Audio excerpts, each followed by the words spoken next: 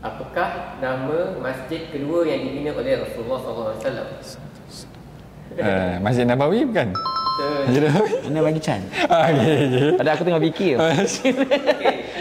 Surah apa yang melindungi pembacanya daripada azab kubur? Al-Mulk. Soalnya tak sempat ni. Boleh. Kena tengah fikir tak? Pertama, ada berapa surah dalam Al-Quran? 114. Oh, sama. Macam mana itu? So, sama Sama lah. Kosong. Kosong. Dua sama. Okey. Dalam seminggu kan, ada berapa hari? 7. 7. Okey, itu bukan soalannya. Oh, ya. Kena scam. Ummul Mukminin Aisyah radhiyallahu anha mengatakan Nabi SAW biasa berpuasa pada 2 hari dalam seminggu. Hari Isnin dan Khamis.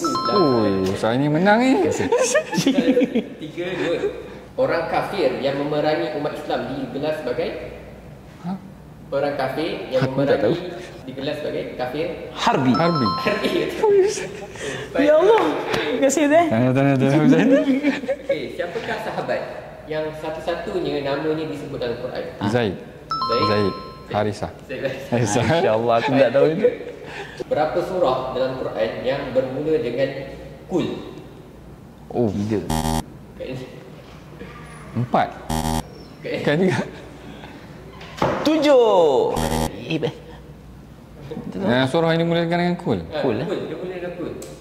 3, 4 ni dah hampir. 5 ah. 5 surah 3 kul, 4 kul. 3 kul, Nah. Al-Ikhlas, Al-Falaq, An-Nas, Al-Kafirun, surah Jin.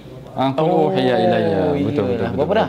4 sama. Satu lagi. Sama Okey. Saingan ah. Satu lagi, Saingan. siapakah Sengit. Nabi yang menjaga Maryam?